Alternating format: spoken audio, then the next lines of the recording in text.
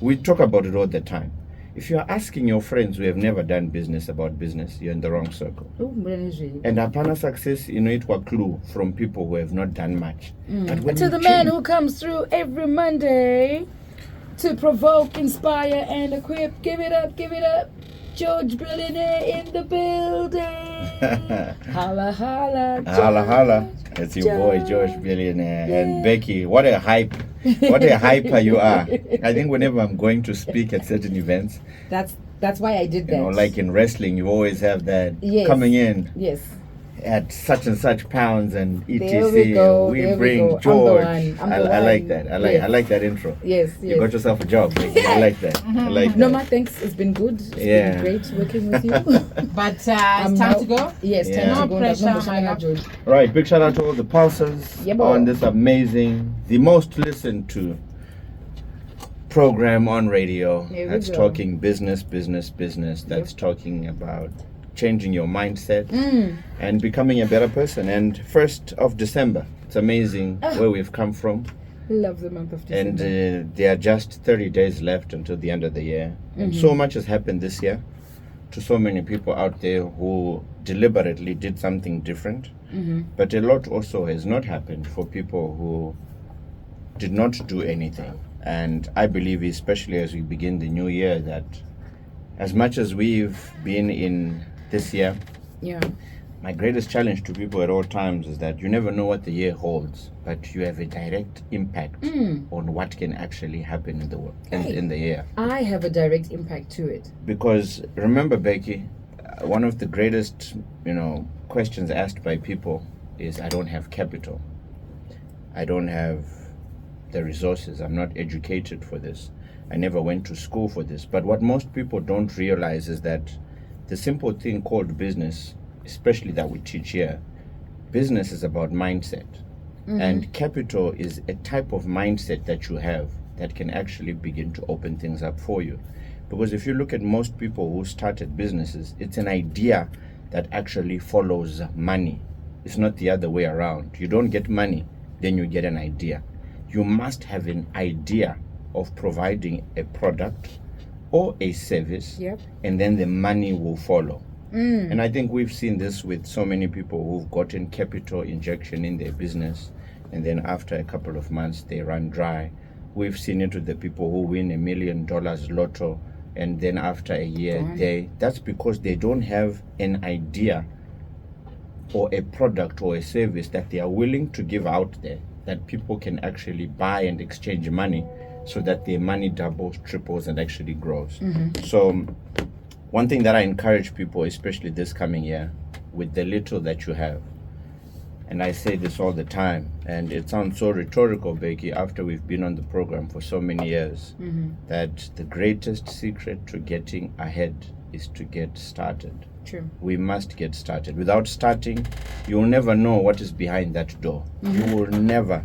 Becky, had I never opened Pro Air, imagine how many people I've provided a service for. I've installed air cons for. Yeah, and not just the air cons or just starting the aircon business.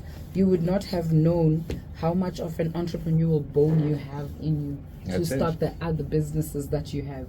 Not just focusing on air conditioner, the other things that you then got yourself involved in if you didn't start. That's it. And people hold themselves back, and this is why we are constantly trying to speak to people to say, you know what, all things are possible to he who believes. And especially in this generation that we're in. I have never been at a time where there's business, there's success secrets being spoken of. If you go online, Kudara, you used to have to go to a business summit to hear the grace of the greats talking. But now on YouTube, on podcasts, you've got people telling you the secrets that they did to make money. True. You've got people telling you businesses that you can actually start that can give you money. You've got so many more people, mentors from around the world who are encouraging you to also go the route less traveled, so that you can change your life, you can change the outcome. But as always, we want to be the most knowledgeable people because we believe the quote that knowledge is power.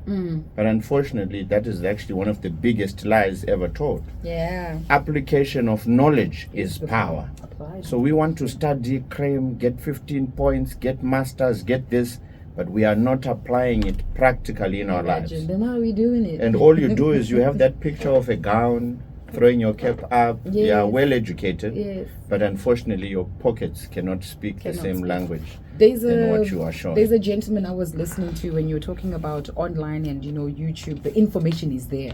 There's a Nigerian businessman based in Canada, and he's got a consultancy company that he opened after he realized that I need more. There's more to life. So he wanted to climb the corporate ladder, and he took himself back to school, went back into the workforce, and did climb the corporate ladder. And he felt like, I have arrived. Then one day his wife said to him, "Do you know we are not wealthy? We are not. Because if you look at the money that we have now, it will finish in 5 years, and then what?" So he said that statement from his wife challenged him when he discovered that, for sure, what she's saying is not bad. Like, she's actually telling the truth. Because the money we have, yes, we do have it now, but how long will this money last us? Then in the company, he had to apply for a leave 2 years in advance because he was in C-suite. So he had to apply for this leave 2 years in advance for him just to go for 3 weeks to Lagos. Then that whole thing of someone is controlling me, I'm a big guy, and all of that. So that drive of not wanting to be controlled drove him to then manage other people's wealth portfolios. So he started this consultancy business, and they open what they call family business offices, where they teach the beneficiaries of the wealth that is being created how to regenerate that wealth, and that it continues and remains within the family. It was really fascinating thinking about it, and as you were saying, the information that we need is out there. It is. But we're just not searching for it. I managed to try online, but it's not that. And it's a pity, Becky. There are people who can tell you the latest series, the latest movie, the latest songs that are there. Yeah. But when you talk about the top 10 success principles that others have applied in order for them to actually make it, you'll find in this country, we've got greats in the country. We've got Shingi Mtasa, Strive Masiwa, Philip Chiangwa, Ken Sharp, Dr. Magolis, Divine Kukula, all these amazing male and females who've made Zimbabwe great. Yeah. But then what is it about them that you've actually studied, pursued, seen how they've become successful that you have applied? Because remember, we always say success leaves clues. And I'm about to release my book. I've been waiting for this. I'm about to release it, and there's a topic which talks about the 7v7, and that's the greatest secret to success. And the 7v7 is found in the Bible in Matthew 7v7, which basically says that all successful individuals have used this amazing principle for them to be successful.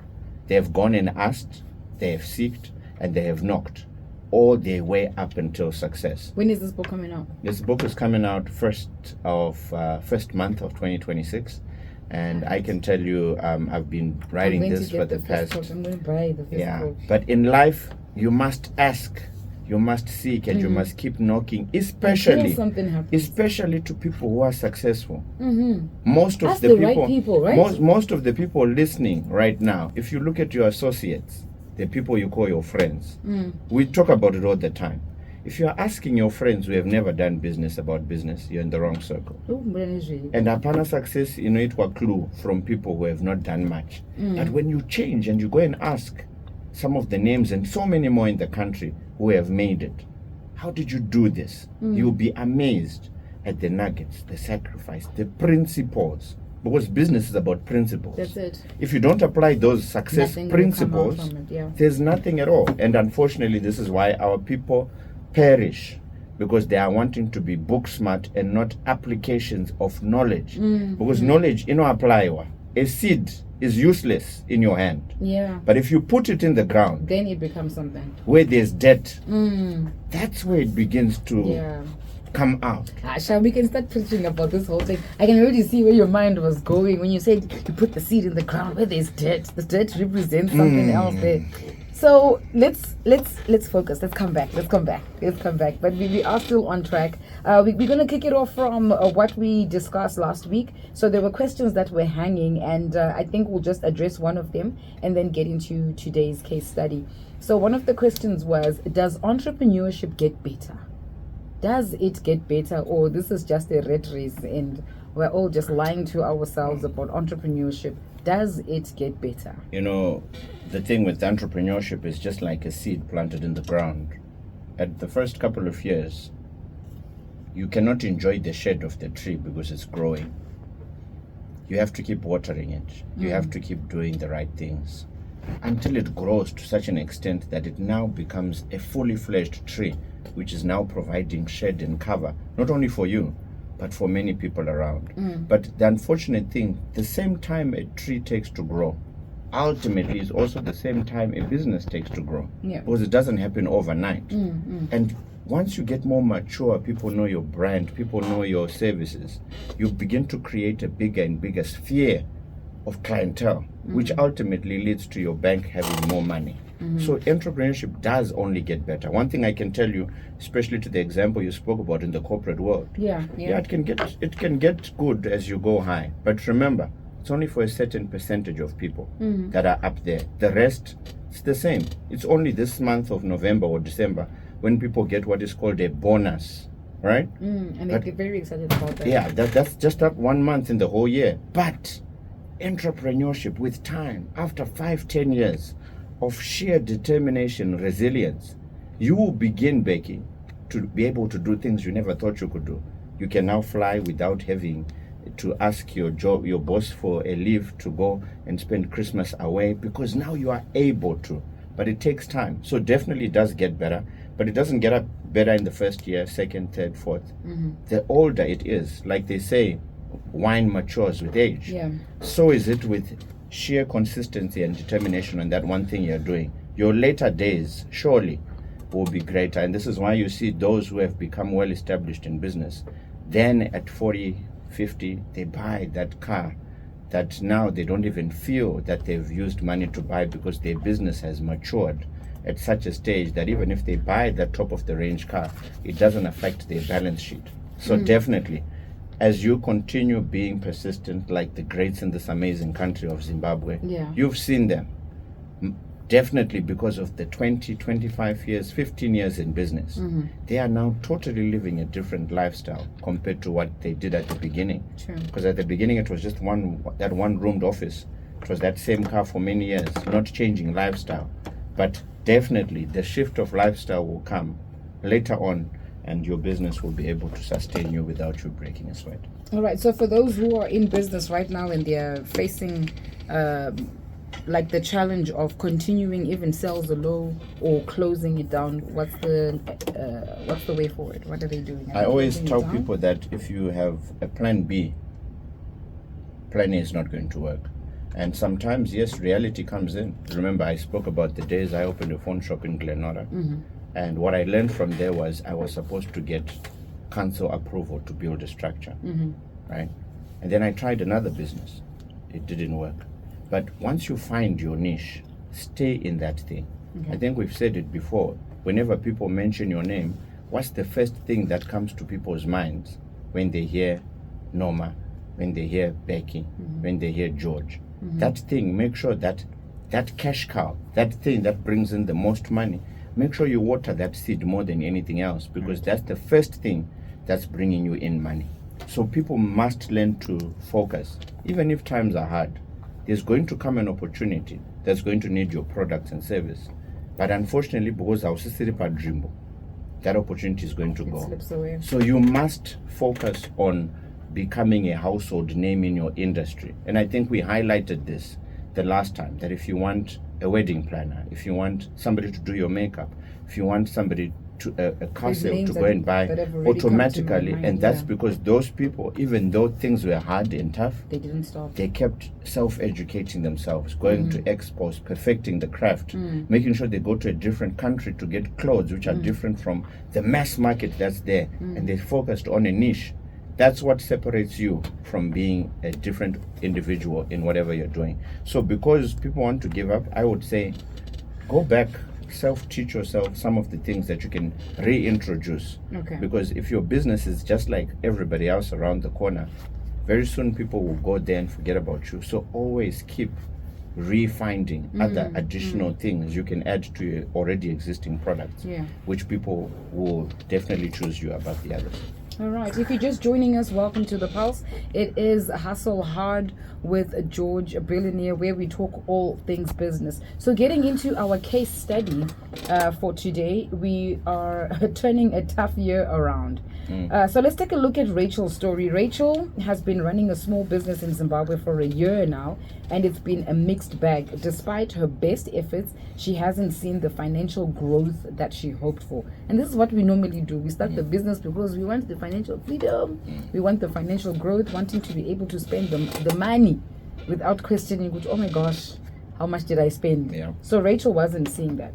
So the challenges that she faced were limited market access and competition from established players, cash flow management issues, struggling to adapt to changing customer needs. The turning point: Rachel took a step back to reassess her strategy. She pivoted her product line to meet emerging trends, developed a solid financial plan and cut unnecessary costs, invested in a digital marketing strategy to reach a broader audience. We don't have a breakdown as to what exactly the business Rachel is in, but just generalizing those who just start businesses, is Rachel on the right track in terms of reassessing? Wait, financial growth and is good. You know, one of the things that I learned very early in business from one of my mentors was that, George, if you can be so disciplined by accounting for every dollar you use and actually writing it down, you will actually become a very good business person. Now, many people, when they start businesses, a basic receipt book, you put fuel in your car, you got to be able to understand the electricity, the fuel, all these expenses, the cost of bringing in a product. At the end of the month, what profit did you really make? Because if you operate some seanga, like most people do, where they don't manage their finances well, that business, you're not going to be able to tell the growth of the business. You're not going to be able to tell how much money did I make after I subtract wages, rentals, salaries, fuel, and all of this. What did you do? So it's important, basically, for most people who are listening who are into business, have a receipt book. It's okay for you to ask for the receipt when you go for a takeaway meal with a client, to file that in. It's the small things that you do that at the end of the month you'll say, I got $1,000 and I used 600. I got 400. You must. That's the basic first step in order for you to run a successful business, because financial intelligence is about managing the little you have. And if you can manage little, when you get $10,000, you'll know exactly what to do with it. But most businesses, when they make a huge profit, their spending increases and they forget that they have an enterprise to run. They have stock to get back. They have things that they can now expand, which they couldn't before, because now they have excess. So to people who are out there, always have a big plan of what you want to do with money. One thing that I can tell you, Beck, and I think we've asked this on the other show, if you got $1 million today, what would you want to do with it? That you'll know. Within 2 minutes, you'll be able to write down detail. Some of you are smiling now thinking, $1 million, what would I do? Because you've never thought about it and actually managed it and written it down. When that money comes, unozotanga kufunga chaizo wasarwa ne 50,000, because you cannot plan. And we know the quote, failing to plan is planning to fail. So I would say with her, go back to basics. Start accounting simple things. Start weighing your outflows and your inflows. Begin to just audit yourself and say, is this business profitable? Because most startup businesses, they break down because of lack of financial management. And that you don't need somebody to come in and do that for you at the initial start. Start it uriwega. When your money grows, then you definitely need an accountant to come and help you to manage your resources. We'll be taking questions, comments, and contributions when we come back. George, billionaire, in the building, talking all things hustle, all things business, and all things growth.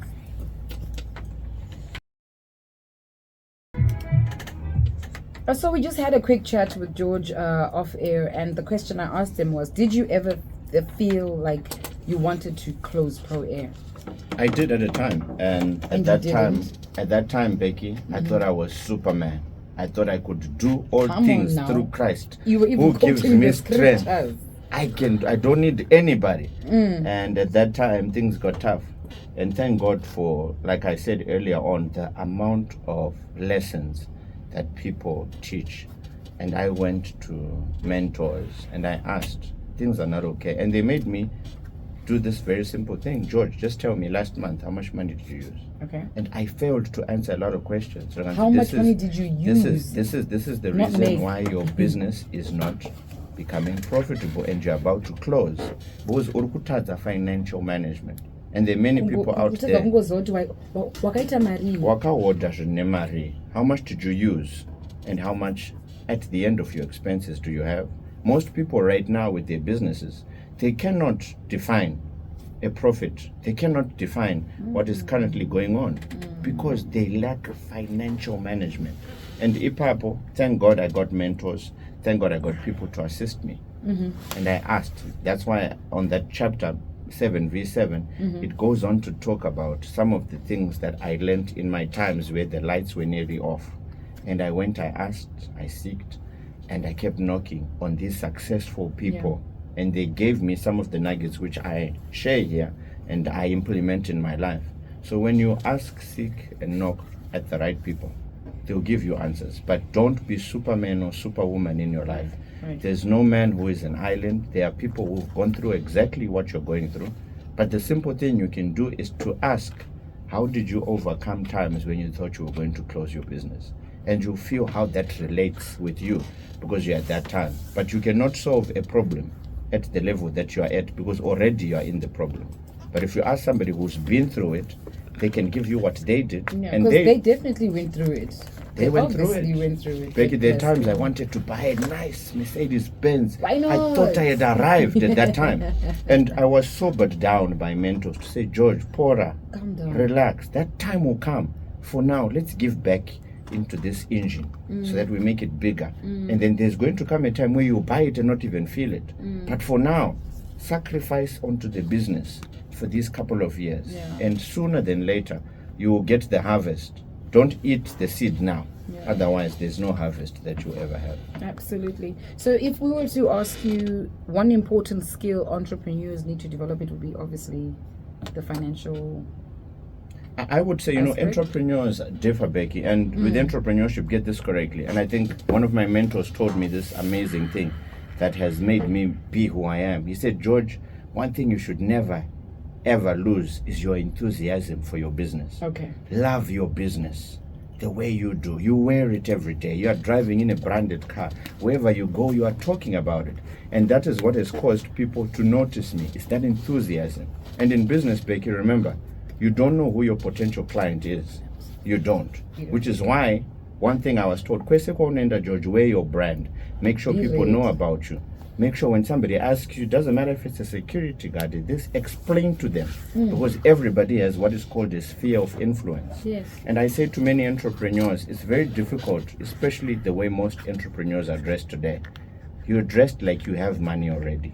So how are people going to know that Norma does this business, Becky does this, if you don't ever wear your brand everywhere you go? Because many people have come up to me and said, wow, air conditioning, you do air conditioning. Please follow me right now. I need some air cons at my office. Just because I was branded. But imagine if I was not branded. You meet somebody in an elevator, they just see your nice hair, makeup, you're smelling good, you're driving a nice car. But always be so passionate about your business. Post it. There are people listening and watching us now who even on their profiles, there's not even what you do. They just see a pretty face, a nice haircut, nice car, but they don't know the business that you are in. So people can never ask you, hi, so what is it that you do? So I would say to people, one key thing I would tell entrepreneurs and want to be entrepreneurs, make sure that before people believe in your product or your service, you, number one, should love your product, wear it, put it on your car. Make sure you show people you believe in it. Because if you don't believe in it, nobody is going to believe in you. And this is what has caused most of these big entrepreneurs now to become household names, because they began in their garage, they began in their office, they started small, they spoke about their product. And now, look, look where we are, because Kudara Big, I would go into shops, service for free, because it was just a busy shop. People would see Pro Air at the back. Until now, look at it, it's now a household name. But it began. So you had strategy. You were like, how can I be seen? I need to be seen in certain spaces. So there were some jobs you would do for free because of the magnitude of the market share that they Imagine had. a shop that has 1,000 high-value clients, and they see a guy servicing an aircon. And I used to take 2-3 hours to service those aircons. And I would say, no, don't. Me. But the number of jobs I got, because strategically I positioned myself in such a place. I'm actually thinking now that, what can I do? Because you need to go to the people who have the disposable income for your specific product or service. Do somebody's makeup complimentary, especially at a high-profile event. If somebody's doing hair, who is she? You get to, now people start asking, who is she? And you begin to open doors. So when I use that strategy, Becky, I tell you, it opened up plenty doors. And in life, you have to be strategic. If you don't have a strategy in your marketing and how you're going to get clients, your business will remain down there. But you have to be deliberate, aggressive. Because if you're going to just think, I started, clients are going to come, you're going to see how hard entrepreneurship is. Because entrepreneurship is about risk-taking. It's about somebody who's going to fight for the same market share that so many other people out there are also fighting for. So you must be deliberate, and that begins with you. What podcasts do you share about the business you do? What tips do you give? What's different about you than other people are doing that makes people remember you about your specific product and service? We've got 30 seconds left. What's your closing remark? Becky, 2025 has come and it is not yet gone, but I would say to people out there, I highly recommend that the most important thing that you must do, especially beginning next year, is to not just be a hearer of this message, but to do. And I love people who are not trier. And I try more. Those who try more in life will have more than people who stay doing the same thing. So 2026, rather be called try more, because you are doing.